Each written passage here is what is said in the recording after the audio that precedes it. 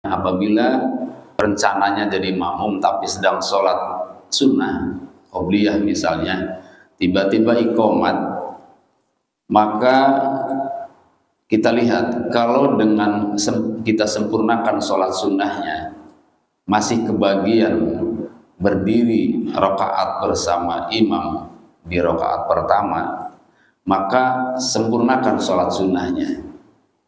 Tapi bila dimungkinkan sholat berjamaahnya tertinggal dengan imam, maka sholat sunnahnya dibatalkan, gitu ya. Yang kedua, bagi imam nih, sebaiknya mempercepat bacaan Fatihah, surat, dan zikirnya. Mempercepat seperti apa? Dan bagaimana ukuran cepatnya? Ini yang berbeda dari masjid satu ke masjid lain, ini berbeda. Kalau masjid Baitul Maghfirah, cepatnya itu kalau sholat subuh 5 menit, ya, maka 5 menit, jangan sampai 10 menit. Kalau Mekah, cepatnya 15 menit, Pak, karena di sana sholat subuh bisa sampai setengah jam. Yang dibaca suratnya Yasin, Waqiah.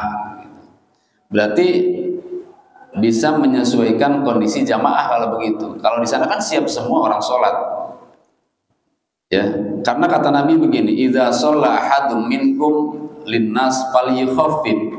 Jika kamu sholat menjadi imam dengan jamaah, maka ringankan sholatmu. Fa inna fihim ad-dha'if, karena sesungguhnya ada di antara mereka orang-orang yang lemah, wasakim, dan orang yang sakit, wal kabir, dan orang yang tua. Wa idza shalla li nafsih, jika sholat sendiri, falyutawil masa, maka sholatlah sesuai dengan kehendaknya, mau lama, mau panjang, mau cepat, mau lambat, terserah. Itu bila sholat sendiri. Nah, bagi saya yang sulit itu mengukur cepat lambatnya.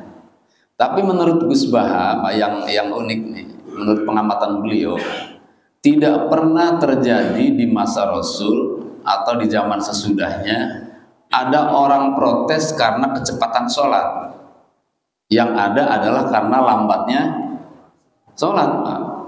Sholat cepat malah nggak diprotes, nggak ada yang protes. Belum ada ditemukan dalil-dalil yang menunjukkan gara-gara cepat sholatnya lalu diprotes oleh jamaah gitu. Yang ada justru karena lambat sholatnya diprotes oleh jamaah, diadukan ke Nabi, lalu dipanggil sahabat yang jadi imam itu. Nah, tinggal sekarang cepat lambatnya sholat, bagaimana cara mengukurnya? Apa pakai rapat? Ya terserah, bisa, itu teknis saja, Pak. Pakai apa lagi? Voting. Terserah, itu boleh-boleh saja. Gimana menurut Bapak, gimana? Kalau satu halaman Al-Quran termasuk cepat apa lambat? Lama apa sebentar? Lama.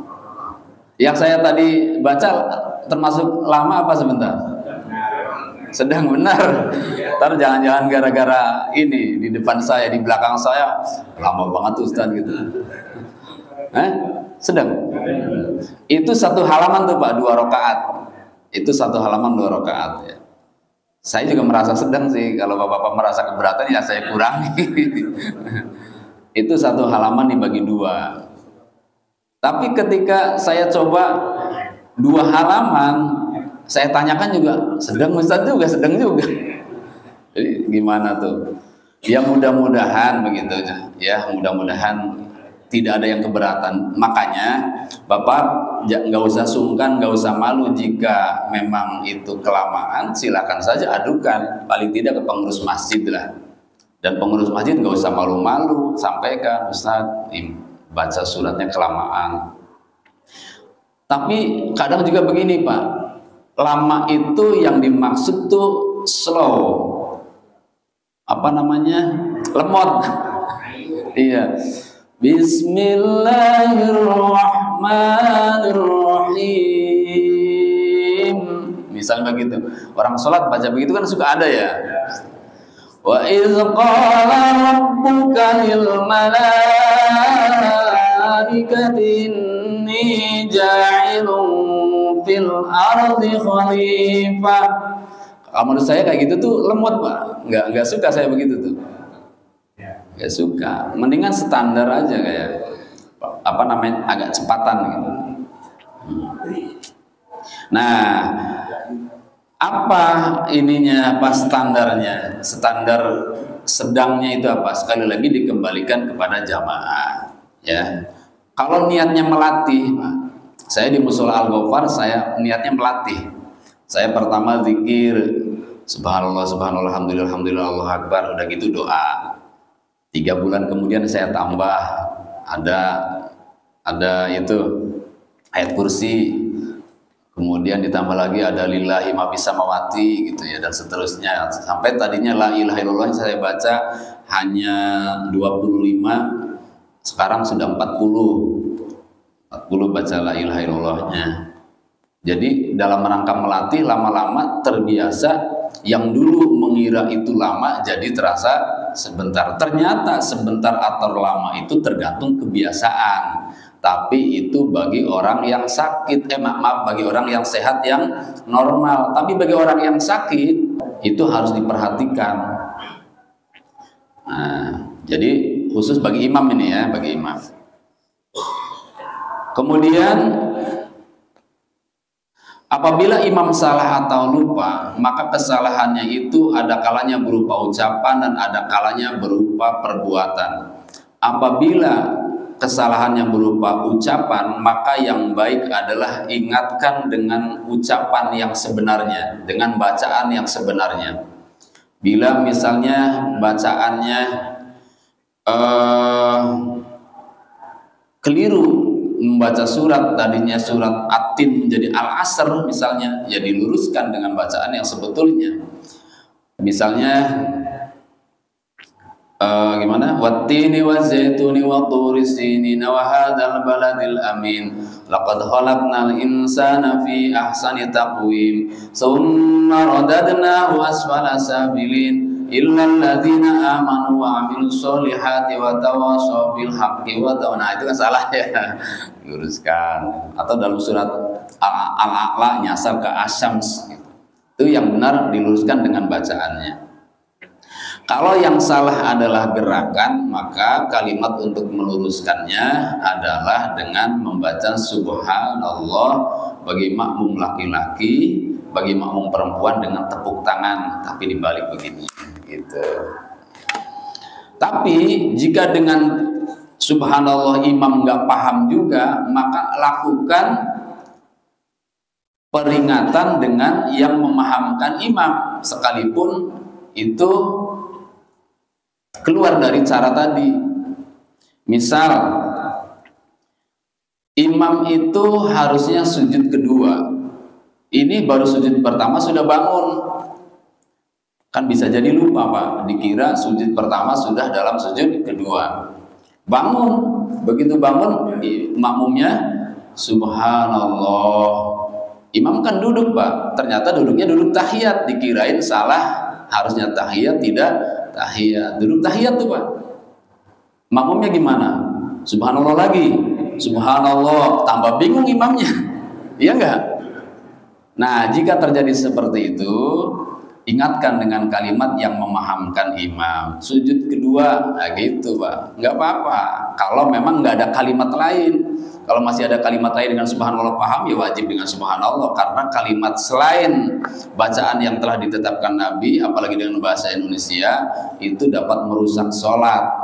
Tapi ini untuk menyelamatkan sholat justru maka diperbolehkan.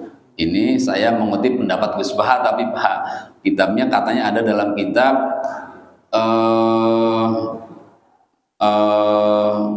yang 4 mazhab tuh, menurut madhab Hanafi, tapi ya yang saya ingat itu. Saya lagi nyari-nyari belum ketemu ininya, teksnya.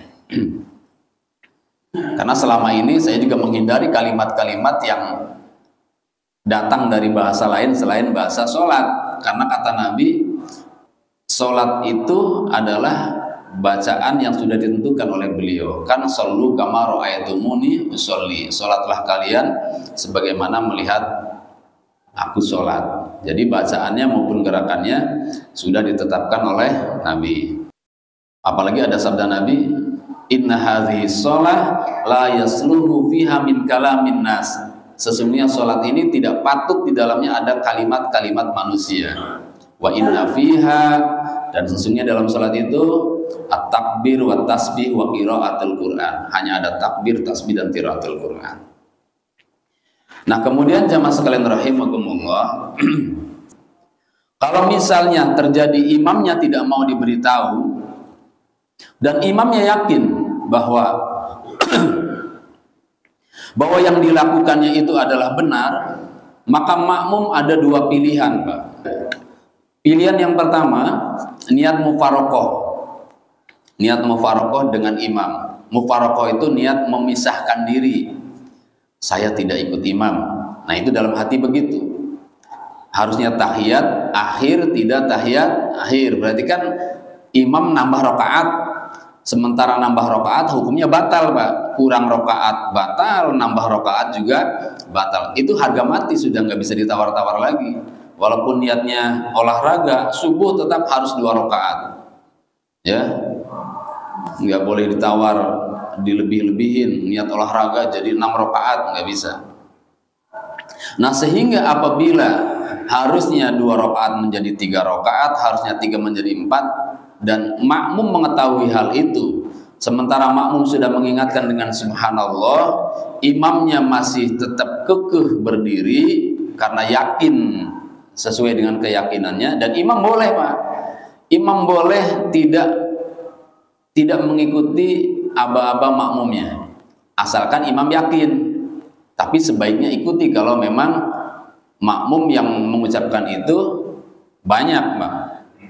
Udah ada 3 orang misalnya, subhanallah, subhanallah, subhanallah, imam masih yakin aja dengan pendiriannya.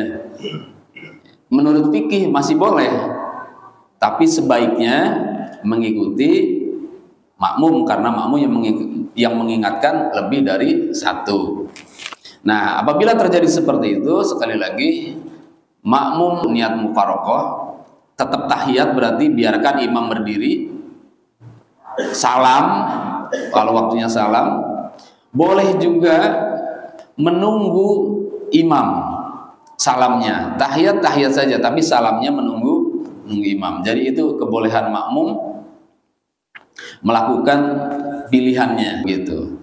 Tapi apabila yang terjadi, Pak, yang tidak dilakukan imam itu adalah perbuatan yang sunnah, ya, maka makmum boleh tidak ikut imam apabila kejadiannya di akhir, tapi boleh menyalahi dengan imam.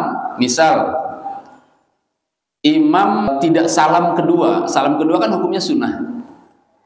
Salam pertama hukumnya wajib, salam kedua hukumnya sunnah. Nah, makmum boleh tidak ikut imam, boleh juga ikut imam. Itu bila terjadi dalam kesunahan yang ada di akhir. Kemudian berikutnya lagi, hendaknya yang menjadi imam bukan orang yang tidak disukai oleh kebanyakan makmum. Itu utamanya, Pak. Imam adalah orang yang disukai oleh makmum. Jadi bukan kebanyakan makmum tidak suka. Karena ada hadis Nabi begini. Qala Rasulullah sallallahu alaihi wasallam, salah satun la tujawizu sholatuhum adzanahum. Ada 3 orang yang sholatnya tidak diterima, tidak melewati telinga-telinga mereka. Maksudnya tidak melewati telinga itu maksudnya tidak diangkat pahalanya. Yang pertama, al-abdul abik, budak yang kabur dari majikannya. Yang keduanya, wa mra'atun batat wa zaujuha anha sahid, yaitu perempuan atau istri yang tidur nyenyak sementara suaminya marah kepadanya. Wanita seperti itu sholatnya nggak diterima, pahalanya nggak sampai kehadirat Allah. Wa imamu qaumin wa hum lahu karihun. Yang ketiganya adalah imam yang makmum benci kepada mereka. Jadi kalau begitu hati-hati jadi imam. Akhirnya pada takut jadi imam, gak ada yang mau jadi imam akhirnya. Itu juga salah juga, Pak. Nah, jadi kalau sudah pilihan jamaah, ya mau tidak mau itu amanah. Ya, kalau sudah dipilih pengurus, mau tidak mau itu adalah amanah. Tinggal imam ini selalu saja introspeksi, kira-kira makmum gimana ya saya jadi imam. Oh, kurangnya ini, kurangnya itu. Kalau diingetin nggak usah baper, nggak usah marah, karena yang bisa meluruskan kita bukan kita, tapi orang lain. Yang bisa mengingatkan kita ya pendengar. Kalau kita membaca tanpa ada pendengar, benar semua, Pak. Tapi kalau kita libatkan pendengar, dalam hal ini makmum, maka mereka punya kewenangan, ya, punya hak untuk mengoreksi bacaan-bacaan kita apabila kebenciannya akibat bacaan. Yang parah itu, Pak, yang parah dalam hal ini kebenciannya karena sikap, karena akhlak. Orang fasik misalnya, sehingga istrinya benci, anaknya benci, kalau minta uang dimarahin. Nah, itu fasiknya karena itu. Kalau hobi mancing, catur, kalau sekiranya nggak mengganggu yang lain sih nggak apa-apa, Pak. Ya, yang penting tidak mengganggu kewajiban kepada Allah, tidak mengganggu kewajiban menafkahi lahir batin kepada anak dan istri. Itu masih wajar. Tapi kalau dengan akibat seperti itu anak istri dimarahi, ya nafkah tidak diberikan, sehingga bukan hanya anak istri yang marah kepadanya, yang benci kepadanya, orang lain pun tetangganya ikut benci. Nah, ini jadi imam. Nah, ini sangat parah. Imam seperti ini tidak diterima sholatnya oleh Allah karena dibenci oleh makmumnya.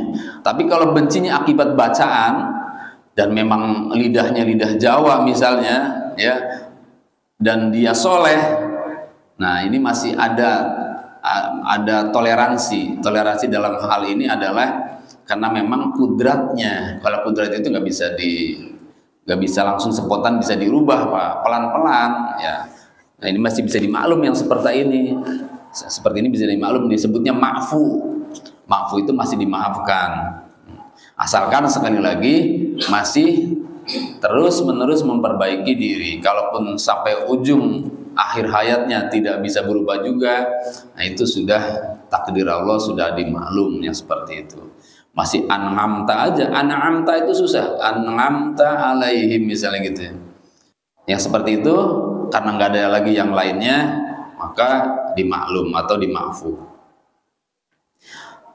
Jadi hendaknya yang menjadi imam bukan orang yang tidak disukai oleh kebanyakan makmum. Berikutnya, sebaiknya seorang laki-laki dewasa tidak mengimami seorang wanita dewasa yang bukan mahramnya. Agama melarang laki-laki dan perempuan yang bukan mahram dilarang bersepi-sepi, berdua-duaan di tempat yang sepi, di tempat musola sekalipun. Makmum perempuan yang bukan mahram, laki-lakinya jadi imam, itu di tempat yang sepi tetap nggak boleh, Pak, walaupun judulnya sholat berjamaah. Tidak sampai kepada batal sholatnya, ya. Tapi dalam pandangan akhlak itu termasuk dilarang dalam pandangan akhlak. Berikutnya lagi yang harus kita perhatikan, yang paling utama menjadi imam adalah yang pertama adalah ahli fikih. Ahli fikih.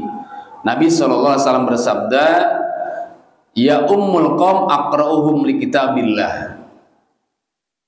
Kata Nabi, yang menjadi imam, hendaknya menjadi imam seseorang yang paling paham membaca kitab Allah.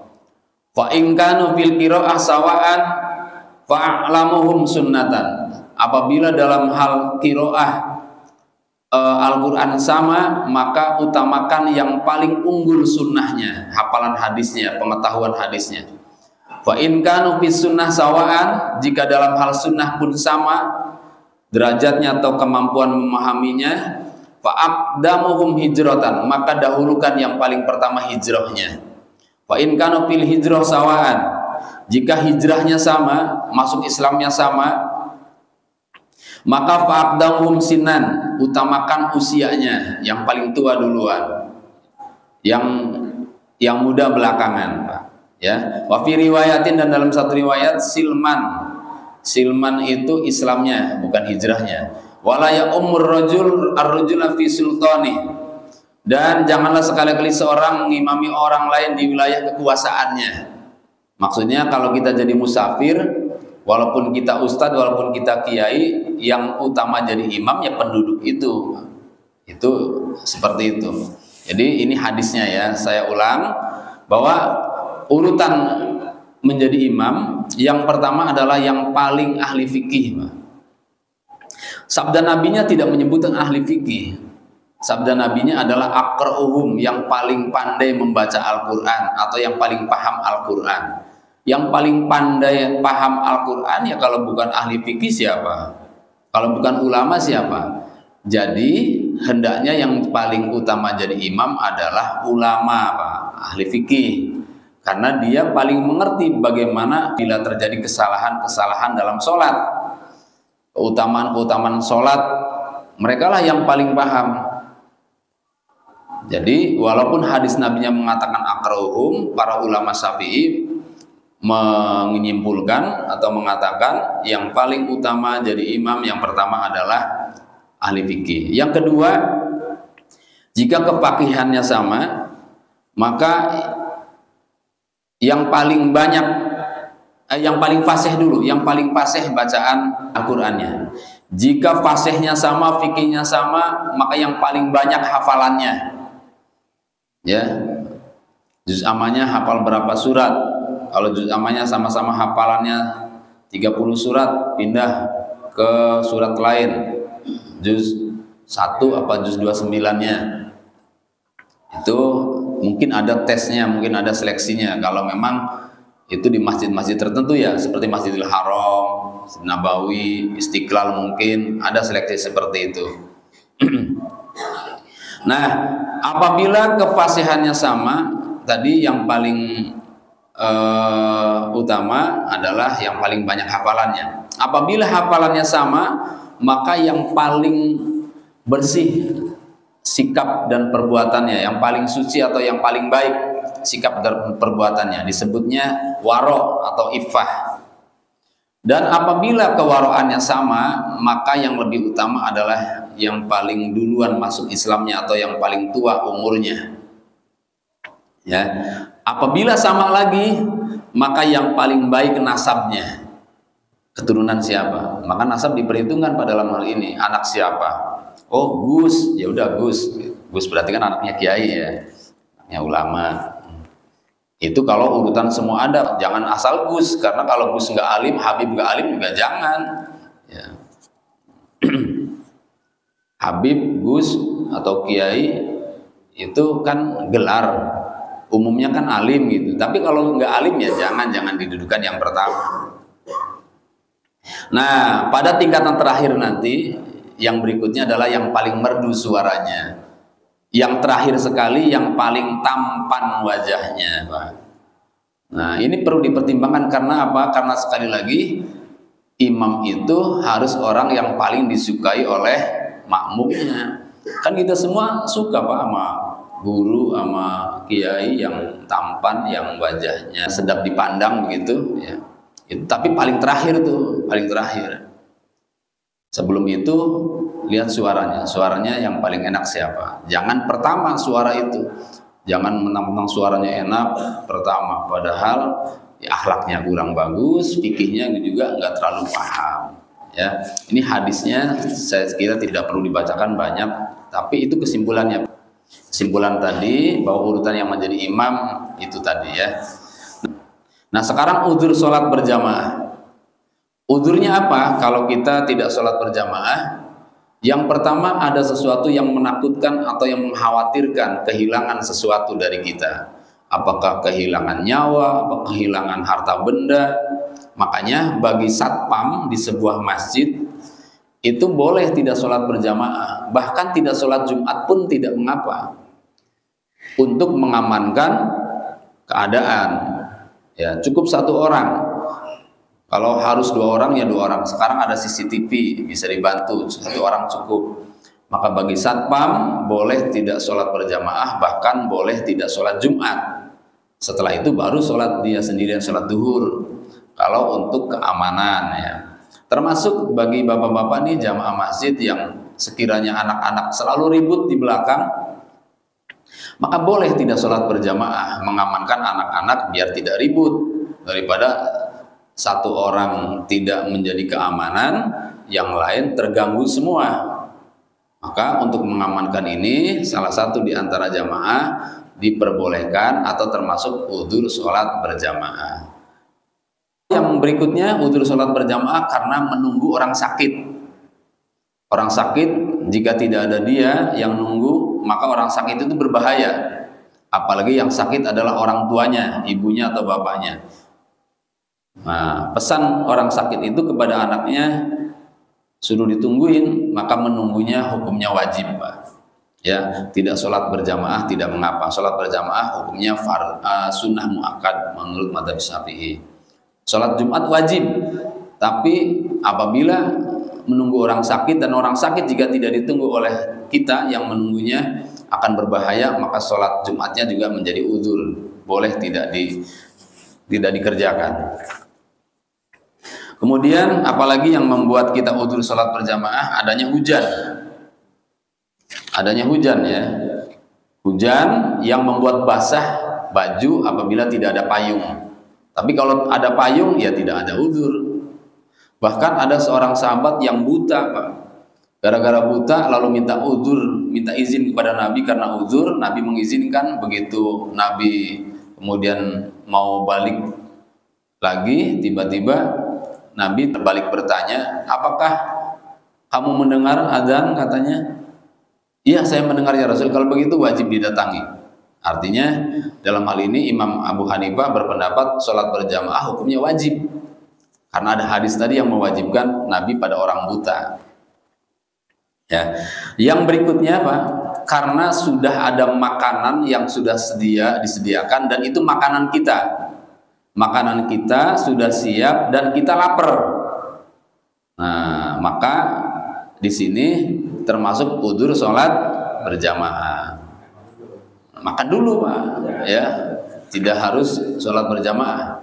Maka Nabi dalam hal ini bersabda begini, la sholata bihadratit ta'am wala sholata wa huwa yudafi'ul akhbasan. Tidak ada sholat atau tidak sholat sempurna sholatnya, sholat berjamaah khususnya, jika sudah hadir makanan sementara perutnya lapar atau mules. Ya, mules bahasa nabinya wa huwa yudafi'ul akhbasan, ada 2 khobas yang menahannya. Itu termasuk udzur sholat berjamaah.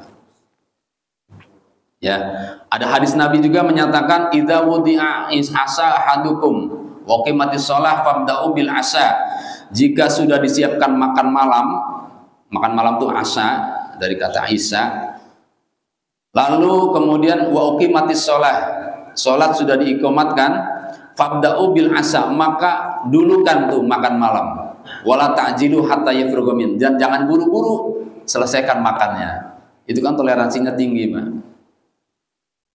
Nah, sekarang pertanyaannya, Pak. Makan dengan rapat pentingan mana? Penting rapat ya, maka nggak usah udah azan Pak sholat dulu misalnya gitu, selesaikan rapat aja dulu Pak, nggak apa-apa kalau memang tanggung rapatnya. Tapi kalau rapatnya masih lama ya di situ perlu kebijakan. Rapat ini 15 menit lagi selesai, duhur jam 12 ya, nggak usah apa disebutnya alasan awal waktu. Kan kita ada panggilan Allah. Panggilan Allah apa panggilan partai katanya gitu. Itu kurang paham fikih Pak orang seperti itu. Itu semangat Islamnya besar tapi ilmunya cekak. Ilmunya cetek. Ya. Tapi umumnya orang awam melihat itu yang paling soleh, yang paling Islami. Padahal toleransi Nabi luar biasa. Bahkan ada hadis Nabi yang mengatakan apabila kamu ngantuk tapi sholat mau didirikan, tidur dulu daripada sholatnya sempoyongan. Ya, tapi jangan tidur yang keterusan, ambil bantal, selimut, itu tidur yang nggak bener. Seperti tidurnya tidur di baringin aja sebentar, ngantuknya hilang, baru sholat. Itu toleransi Islam begitu, Pak. Masuk dalam kategori uzur ya. Jadi sekali lagi ini penting kita ketahui menjadi ilmu ya. Jadi ternyata Nabi memberikan toleransi sangat tinggi kepada kebutuhan manusia, di antaranya ngantuk, lapar, bahkan menurut ahli fikih sekarang termasuk rafat. Rafat itu termasuk kebutuhan yang urgent. Maka selesaikan dulu rapatnya walaupun waktu sholat telah tiba. Asalkan sekali lagi tidak bermaksud mengundur-undur waktu sholat dan ya tidak sampai keluar batas waktu sholat. Gitu. Barangkali ini dulu. Silakan apabila ada yang mau didiskusikan. Silakan. Assalamualaikum. Dengan waktu kalau pas subuh ya, pas subuh. Iya.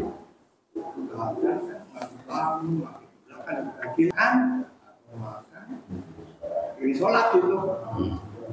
Tapi banyak. Iya, baik.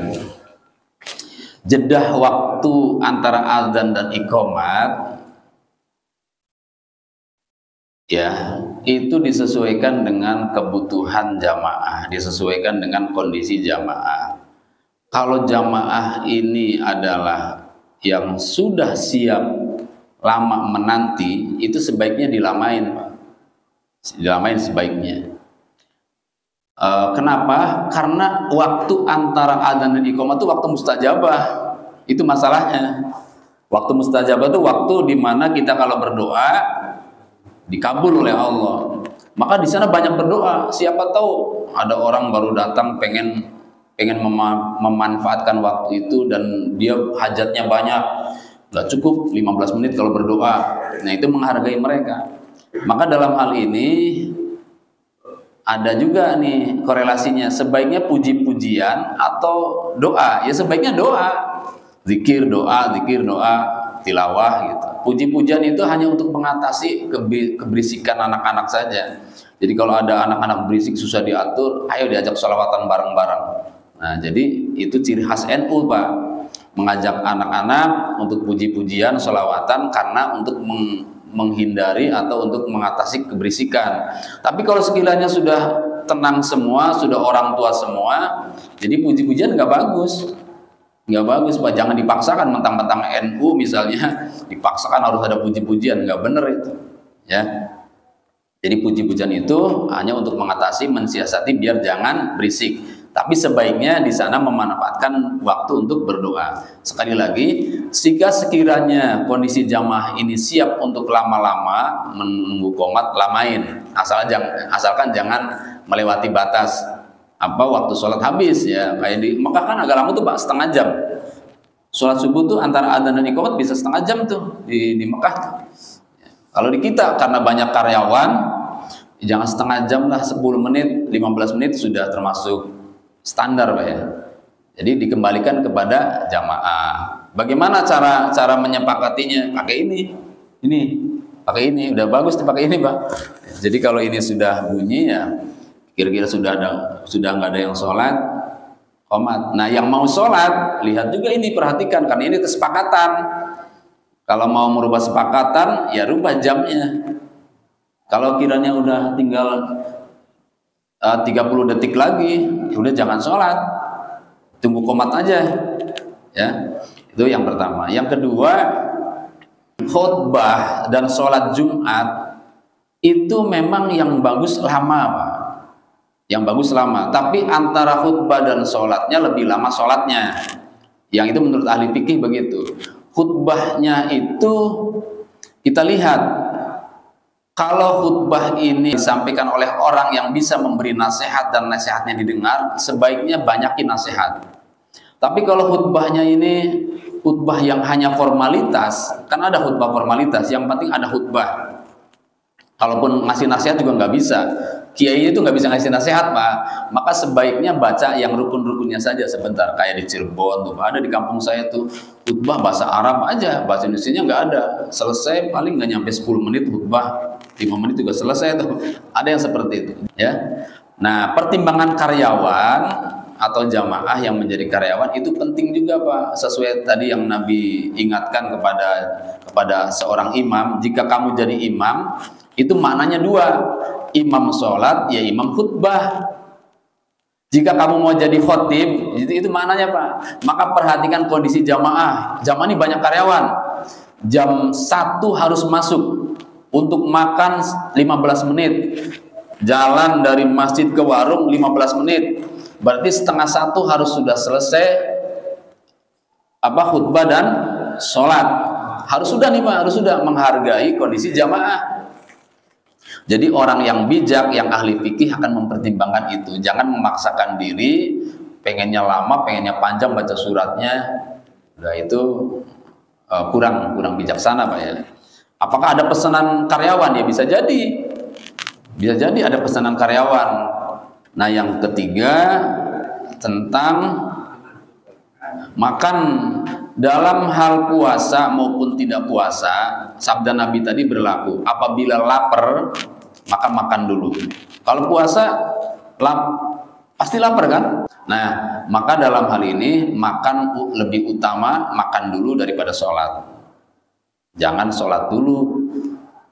Walaupun katakanlah kurma 3 atau lontong 2 itu sudah termasuk makan, Pak. Berarti makan dulu kan? Begitu maghrib ambil kurma 3, minum, itu sudah termasuk makan namanya. Makan. Tapi kalau nggak biasa ya makan nasi. Kalau saya dari kecil, Pak, nggak biasa begitu. Dari kecil tuh maghrib ya makan nasi. Karena orang kampung buat beli jajan itu kan, Pak, sayang uangnya, mendingan buat beli lauk. Jadi lauknya tempe sama kangkung aja udah termasuk mahal loh dulu orang dulu makan ya. Maka nggak ada tuh keluarga saya, termasuk mertua saya, kalau buka puasa kurma dulu atau lontong dulu. Jadi nggak ada kolak, nggak ada lontong di rumah saya itu, Pak. Kalau buka puasa tuh langsung nasi, makan, udah selesai. Ada lagi? Iya, silakan satu lagi. Kalau misalnya kita ketika Oh iya, baik. Salam sholat itu diakhirkan, satu hukumnya wajib, yang satu hukumnya sunnah, Pak. Assalamualaikum warahmatullahi, itu wajib tuh sekali. Begitu assalamualaikum, kedua hukumnya sunnah. Boleh bagi makmum masbuk yang ketinggalan rakaat dengan imam, berarti menyelesaikan 1 rakaat lagi ketika imam sudah salam pertama. Assalamualaikum warahmatullahi. Nah, baru makmum bangun. Tapi sebaiknya nunggu salam kedua karena menghargai sunnah imam. Tapi sekali lagi diperbolehkan makmum bangun dari duduknya untuk menuju rakaat sempurnanya setelah imam salam pertama. Karena yang wajib salam pertama, dan kalau sudah salam berarti sudah tidak ada sholat lagi. Salam kedua tidak termasuk sholat. Gitu, Pak. Cukup?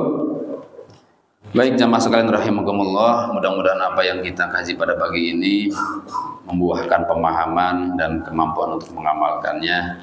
Semoga Allah mempermudah urusan agama kita, urusan dunia kita, sehingga kita menjadi orang-orang yang diridhoi amal ibadahnya oleh Allah Subhanahu wa taala. Bismillahirrahmanirrahim.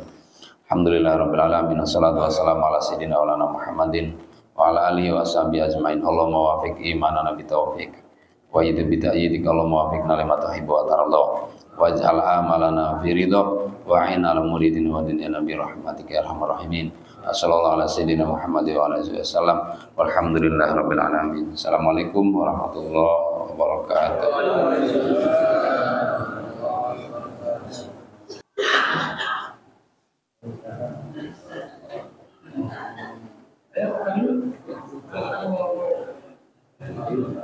Oh ya. Alhamdulillah.